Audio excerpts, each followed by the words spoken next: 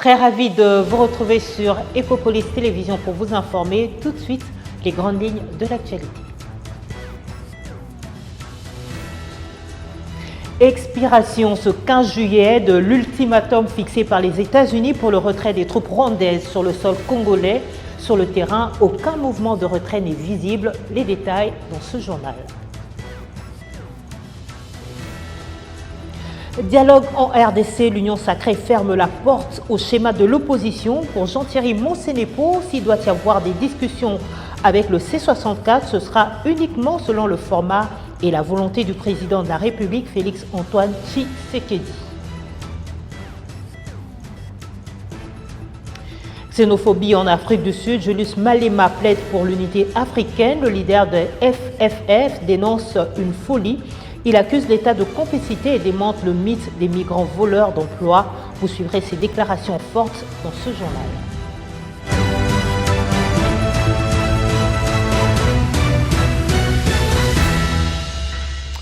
Heure de vérité à l'est de la République démocratique du Congo. Ce mercredi 15 juillet marque l'expiration de la ligne rouge fixée par la diplomatie américaine au Rwanda. Pourtant, loin de battre en retraite, la coalition rebelle soutenue par Kigali accentue sa pression sur le Sud Kivu face à l'impuissance des accords. Quel est l'avenir de la région? Washington va-t-il enfin sortir l'arme de sanctions? Décryptage dans ce reportage réalisé par TV5 Monde. Des centaines de familles dans ce centre d'accueil dans l'est de la RDC. Ces déplacés congolais reviennent pour la plupart du Burundi, où ils avaient trouvé refuge l'an passé. Mais aujourd'hui, ils ne peuvent toujours pas rentrer chez eux. Que la communauté internationale nous aide, qu'elle ait pitié de nous, afin de stopper cette guerre. On avait fui et maintenant fuir encore de nouveau, vraiment, ça nous dépasse. Qu'ils nous aident à terminer cette guerre. On avait décidé de rentrer chez nous car on a souffert au Burundi. Maintenant, en arrivant, on nous dit que le M23 va encore revenir chez nous. Nous sommes dans l'angoisse. Une situation humanitaire qui se dégrade alors que la guerre reprend en intensité. Ces dernières semaines, plusieurs localités du Sud Kivu ont fait l'objet d'importants combats. À Fizi, à Minembwe, alors que les forces rebelles de l'AFC M23 soutenues par le Rwanda avancent vers Baraka. Une situation que relativisent les autorités locales.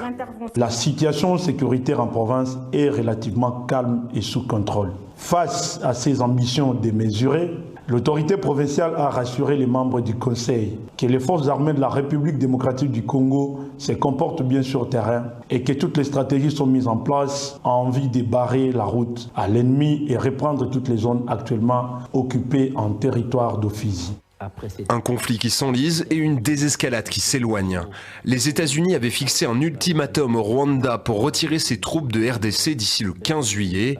L'AFC M23 exclut de son côté tout abandon des territoires qu'il contrôle. Une guerre qui reste meurtrière pour la population. Selon les autorités du Sud Kivu, au moins 50 civils sont morts dans des frappes de drones depuis le milieu du mois de juin. Pas question de céder aux formules de l'opposition pour l'Union sacrée de la nation. Réagissant aux appels au dialogue de la coalition C64 et de ses alliés, Jean-Thierry Monsenepo a opposé une fin de non-recevoir lundi dernier. Pour ce cadre de la majorité, l'histoire parle d'elle-même. La RDC a déjà traversé 17 dialogues politiques sans que cela n'apporte de solution durable pour la paix. Si de nouvelles discussions doivent avoir lieu, elles se feront exclusivement selon la volonté et le format défini par le président Félix Antoine Tshisekedi. Suivez cet extrait choisi par Saturna Djembe. Le président n'est ni dos au mur, ni acculé. Et j'entends certains aller plus loin, en lui demandant carrément, sans rire, de renoncer par avance à toute réforme de la Constitution. Or, exiger du président qu'il s'engage à ne rien faire revient à lui demander de renoncer à exercer les compétences que la Constitution lui reconnaît, car la Constitution prévoit elle-même les voies de réforme. Le reste n'est que politique fiction, occultisme institutionnel. Car posons-nous les vraies questions. Avons-nous une crise de légitimité en RDC? Non. Avons-nous une crise de légalité ou constitutionnelle? Non plus. En revanche, nous faisons face à une guerre d'agression. Et une guerre d'agression ne se gagne pas uniquement autour d'une table. Elle se gagne d'abord sur le terrain, en étant de tout cœur avec nos FARDC. Elle se gagne aussi dans l'unité. Une unité qui s'impose naturellement lorsqu'une nation est attaquée. Regardez l'Ukraine. Volodymyr Zelensky est hors mandat. Pourtant, face à l'agression russe, toute la nation ukrainienne fait bloc. Regardez Israël. Le Premier ministre fait face à des poursuites judiciaires. Pourtant, face au Hamas, au Hezbollah et aux menaces extérieures, les Israéliens se disent d'abord Israël. Parce qu'ils ont compris une chose essentielle. On débat après. D'abord, on sauve le pays. Congolais, faisons pareil.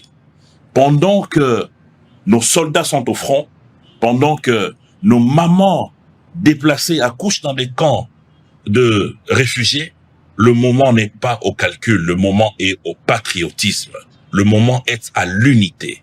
Le moment est au soutien total à nos FARDC et à nos institutions. La victoire ne viendra pas de la division d'une 5e colonne qui cherche à s'aimer les troubles. Elle ne viendra pas des slogans de menace. Elle ne viendra pas de ceux qui, consciemment ou par naïveté, fragilisent nos institutions en pleine guerre et se font de fait les alliés objectifs de l'ennemi. La victoire viendra d'un peuple debout, d'une classe politique unie à la cause nationale. C'est cela la seule voie. C'était plutôt des propos recueillis par Racha Kieke. Grand entretien exclusif depuis New York avec la première ministre de la RDC, marqué par la présidence congolaise du Conseil de sécurité de l'ONU. La visite de Judith Suminwa Tuluka est au cœur de l'actualité. Paix, investissement économique, tensions xénophobes en Afrique du Sud et soutien aux léopards. Découvrez cette interview exclusive. S'agissant du problème de xénophobie que subissent un certain nombre d'étrangers en Afrique du Sud et certains Congolais, bien sûr, ce n'est pas une situation que nous, gouvernements, nous ignorons. Au contraire, nous nous sommes attelés à pouvoir trouver des solutions. Et ce que nous avons eu à faire, il y a une mission qui est en Afrique du Sud actuellement depuis 5 jours. Nous avions d'abord demandé à notre ambassadeur en Afrique du Sud de pouvoir commencer à contacter des Congolais pour pouvoir avoir un enregistrement de ces Congolais qui sont concernés. La mission qui est partie en Afrique du Sud, on a essayé de limiter le nombre de personnes parce que le plus important pour nous, c'est plutôt d'aller prendre les informations et de voir comment nous allons organiser le retour. Et donc dans les informations qu'on devait collecter, c'est de savoir qui sont ces personnes, les identifier, où elles se trouvent en Afrique du Sud, où est-ce qu'elles vont rentrer en RDC, parce qu'il faut qu'on puisse régler ce problème-là à l'avance et ne pas ramener des gens à Kinshasa et ensuite on ne sait pas où on va les mettre, donc avoir des adresses de retour ou bien pouvoir établir déjà comment on va pouvoir les établir une fois qu'ils seront de retour en République démocratique du Congo. Et donc pour le moment, sur base des informations que j'ai reçues, on a pratiquement 1500 personnes qui ont été identifiées, dont 900 sont candidats au retour volontaire. Et donc sur cette base-là, nous allons pouvoir organiser maintenant des charters pour les ramener en République démocratique du Congo. Très important. Donc c'est une situation que nous suivons de près. Et le gouvernement ne peut pas rester indifférent par rapport à ça parce qu'il s'agit de nos compatriotes. Pendant ce temps, en Afrique du Sud, je l'annonçais en titre, face à la montée des tensions migratoires, Julius Malema choisit de ramener à contre-courant des discours populistes, loin des accusations d'incitation qui le visent parfois. Le leader des Economic Freedom Fighters, EFF en sigle, s'érige en défenseur des ressortissants étrangers. Qualifiant les violences d'afrophobie, il a publiquement demandé pardon au reste du continent et pointé du doigt la responsabilité des autorités qui l'accusent de complicité passive. Pour Malema, s'en prendre aux migrants est un écran de fumée politique qui masque les véritables échecs économiques du pays. Regardez. Mais posons-nous une question. Après avoir manifesté et dit que vous ne voulez pas des Zimbabwéens, que vous ne voulez pas des Nigérians, que vous ne voulez pas des Ghanéens, vous fermez des boutiques, vous manifestez. Pourquoi ne revenez-vous pas nous dire le lendemain qu'après cette marche, nous avons expulsé 10 Zimbabwéens et qu'en remplaçant ces 10 Zimbabwéens, nous avons pu donner du travail à 10 Sud-Africains? Il n'existe aucun rapport de ce type. Pourquoi? Parce qu'aujourd'hui, au Zimbabwe, il n'y a pas d'emploi. Vous voulez de vrais emplois. Vous voulez un travail avec une fiche de paie, une lettre d'engagement, une retraite, une couverture médicale, et vous le méritez. Mais pourquoi nous entre-déchirons-nous? Ce sont les mêmes personnes qui nous ont poussés à nous battre pendant l'apartheid. Cette violence entre Noirs, ils l'ont financée. Les mêmes provinces où des Noirs tuaient des Noirs pendant l'apartheid, soutenues par le gouvernement de l'apartheid, sont les mêmes provinces où des Noirs s'en prennent à des Noirs aujourd'hui. En 1976, quand on chassait les enfants noirs de l'école à coups de fusil, quand nos parents étaient virés, faute de pouvoir payer les frais, et moi, je devrais jouer ça? Jamais de la vie. Je ne vais pas renvoyer une femme enceinte d'une clinique parce qu'elle n'est pas sud-africaine. Elle accouche d'un enfant africain devant le portail et cet enfant meurt. Vous voulez que je fasse ça, que je sois fier, que je dise à mes enfants, je suis fier, après avoir tué quelqu'un, je ne le ferai pas. Avant que cela n'arrive jusqu'à nous, arrêtons-nous là et disons, gérons l'immigration clandestine en vertu des lois de ce pays. Le ministre de l'Intérieur est un ministre de l'AD, mais il ne manifeste jamais devant le ministre de l'Intérieur qui est responsable des immigrés clandestins. Pourquoi? Ils ont peur des Blancs. Regarde-les. Face aux Blancs, ils sont très respectueux parce qu'il y a vraiment beaucoup d'immigrés illégaux, Je veux dire d'immigrés blancs là-bas au Cap. Qu'ils aillent au Cap, demander aux Blancs de présenter leur carte d'identité pour voir. C'est pareil ici, dans le nord-ouest, beaucoup de Blancs prétendent posséder des terres. Si vous leur demandez de présenter un titre de propriété, ils n'en ont pas. Ils se sont partagés les terres au début des années 90, quand ils ont vu que la démocratie arrivait. Il y a tellement de Blancs ici en Afrique du Sud en situation irrégulière. Tu vois, ils doivent être traités de la même manière que nous traitons les autres. Tu vois, ils sont encore pires. De retour dans la capitale congolaise, fin de récréation pour les policiers tracasseurs à Kinshasa et fermeture des fameux bureaux 2. Le commissaire divisionnaire Israël Cantou tape du poing sur la table contre les dérives de ces hommes. Le patron de la PNC Kinshasa s'insurge contre ces cellules parallèles surnommées Vimba Vimba, utilisées pour rançonner la population tout en interdisant les saisies abusives de véhicules, particulièrement les motos. Sur le terrain, les premières sanctions tombent et des motos saisies illégalement ont été restituées à leurs propriétaires. Suivez. Arrêtez, interpellez tout un civique appelé Koulouna, quelle que soit position naïe, ils ont interpellé. Mais dans la pratique, c'est quoi? Vous commencez à interpeller même les innocents, les écoliers, parce que leurs parents viennent de payer. Le vrai Koulouna, vous êtes fait des amis.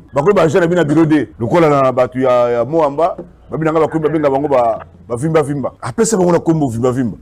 Donc autorisé parce que ça la police tu es na Kingabwa ndenge moko nana bengi bango na musala police. La police n'est pas démissionnaire, la police n'a pas besoin des effectifs, il y a un renfort, il y a bango, la police est organisée dans un sous-commissariat, en commissariat de police, en commissariat urbain qui est suffisamment organisé. Bouzo nous kabango pour nini c'est qui pense aux indisciplinés pour mutu à discipliner à cause ça la biloko ndenge wana te ne toujours bima boye okuzonga obungisi ba unité na yo. Vous me traitez de dire oui j'accepte. Oh, Tenio, non confirme, tellement. Tenio va payer ça, oui ou non? Comme ça, j'ai payé ce Tenio. Comme ça, j'ai payé ce Tenio. Pourquoi vous dites qu'il y a la tango? Ongaï, Gana Wutite, mon déconnage, examen. Il y a un souka hongo. Boulingini, si vous dites que Chabiloko, il y a armée Moussou. Vous avez normal. Ces gens-là, dans leur armée, moi, je suis dans les polices, je suis abisso. Dans mon moutou lobby, jaquette, dans ce policier. Le policier Italie. Moukonso na moni moko policia. Si la police espagnole na musanina. Faire la publicité des autres armées, des autres polices, oui, c'est bien pour vous, mais pour nous, c'est des disciplines. Dans notre galaxie, on ne doit pas faire. Est-ce qu'il y a des documents? Mais interpellé pas un budget transport. Oh là, ça document, la document à tout. Oh, tu sais souvent mais tout le monde a été de l'autre, autre ça me panzi ou d'agou. Donc, dis-moi comment la PCK merci pas général. Papa, c'est mon enfant, c'est mon enfant. Il est venu me laisser. Ici, notre bureau, c'est ici, au corps de santé. Il est venu me déposer le véhicule. Quand il est arrivé directement en route, on l'a interpellé en pleine route. Tu es dans la compagnie. Non, je ne suis pas dans la compagnie. Je m'en vais pour laisser les documents chez mon père. Pourquoi ils ont fait venir me prendre des bêtises qu'ils ont fait? Ils ont l'habitude de faire ça. Ils arrêtent les gens gratuitement de ça. Et surtout, quand on dit Gombe, même si vous êtes en route, or, il y a les gens qui sont à Gombe de ce côté, on les arrête. Ok, merci.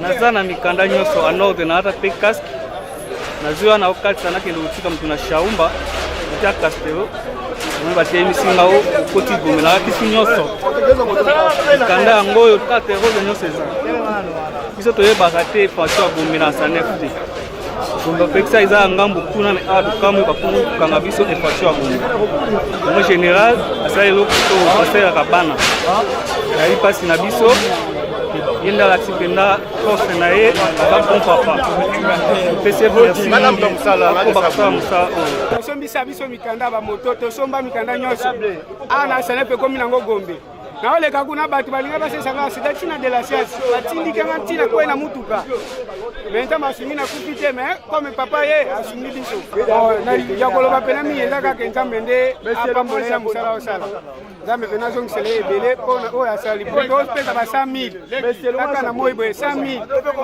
azo zambongo te na zo pesa merci na mokonzi na ngai ya ville ya Kinshasa o ya sali ete na zo moto bana otenga nga mbongo ebele pona bimisa moto oyo mais grâce na ye lokola zo sala musala akipe moto na nga sanke na futa 100 francs yango na pesi merci ezama bende nazo kele na chantier nazana mikana nyonso nazo kite nazo bazo kanga na sali loko moko te ngakanga na sikoyo ya 1 heure.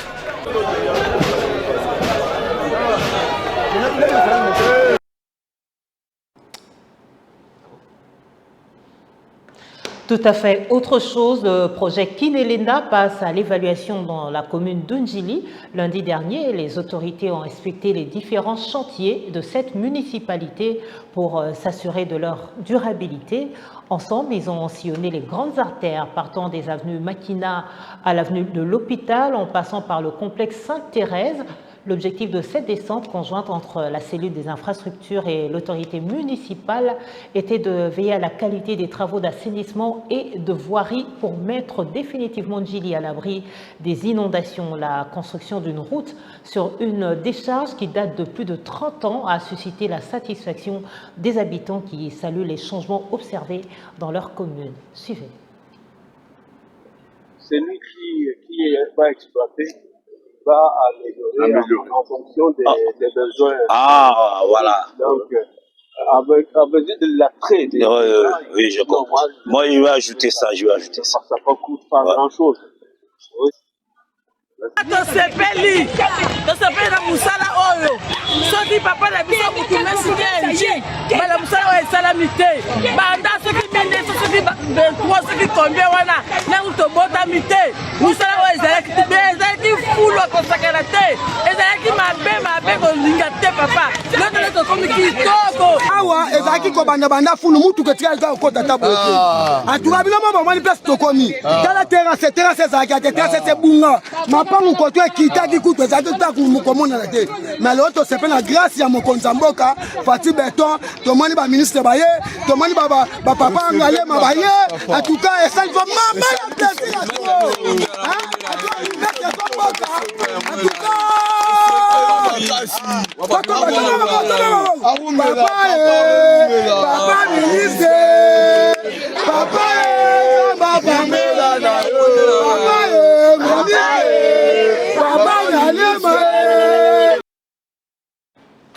Dans l'actualité internationale, nouveau contretemps judiciaire pour Kémy Séba en Afrique du Sud.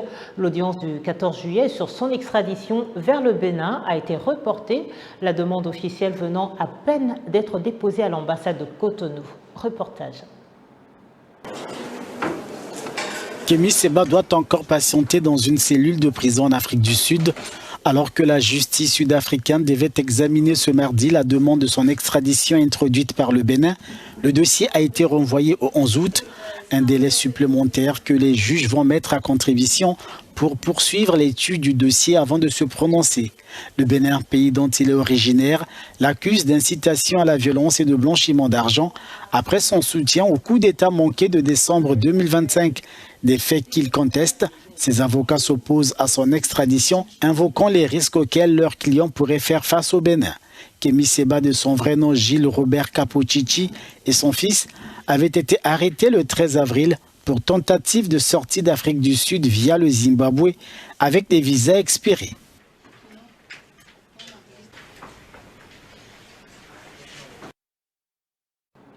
Et puis, nouvelle bavure présumée de la police des frontières aux États-Unis. Un jeune Colombien de 26 ans a été abattu par un agent de l'ICE dans le Maine, quelques jours seulement après un drame similaire au Texas. Une affaire sous haute tension politique. Les défenseurs des droits humains dénoncent une répression hors contrôle. Explication. Une nouvelle personne a été tuée par l'ICE, la police de l'immigration américaine. Voici les images de la scène.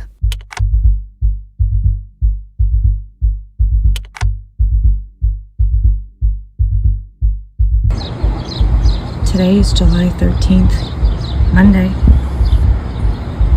ICE murdered someone in the streets. Ça s'est passé ici, dans la ville de Biddeford, dans le Maine, à ce croisement. Les images viennent de ces deux endroits. On peut voir Juan Sebastián Guerrero, un Colombien de 26 ans, au volant de sa voiture lorsqu'un des agents de l'ICE s'accroche à sa portière. Un véhicule va ensuite l'obliger à s'arrêter.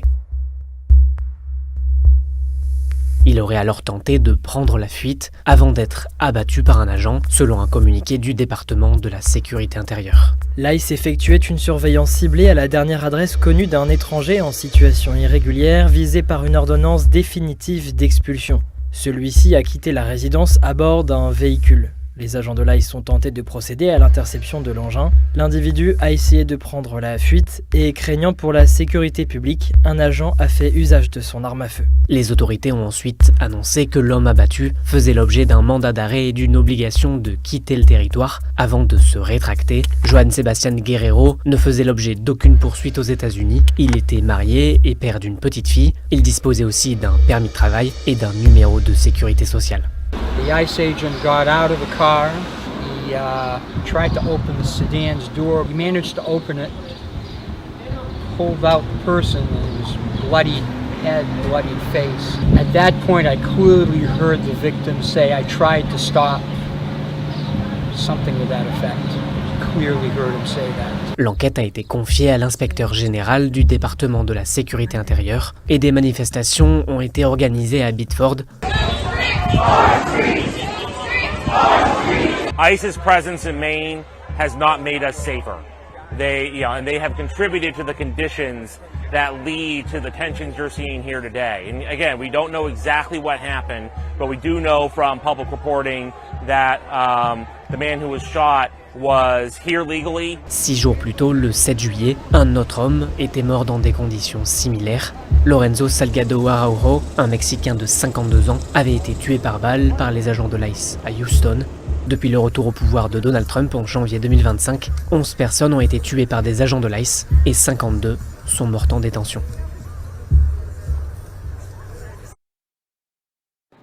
On se quitte avec la culture, pas de rancune, mais un immense respect entre JB Mpiana et son ancien directeur artistique Jules Kibins.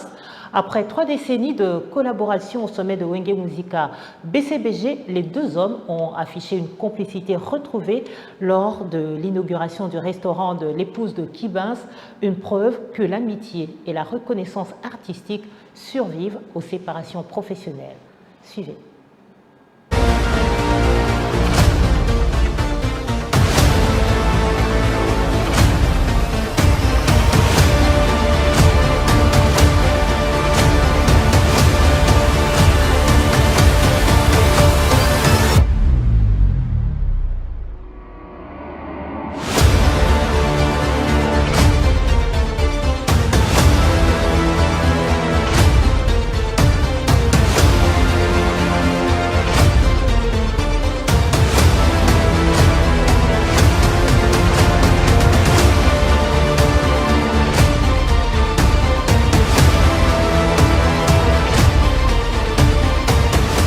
concentrer toujours.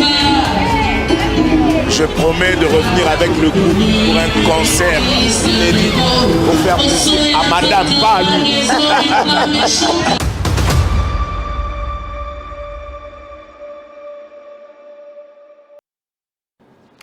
Ainsi s'achève ce journal. Merci pour votre fidélité. L'information continue en continu sur notre site internet et nos réseaux sociaux. Passez une excellente soirée en notre compagnie. Surtout, prenez soin de vous.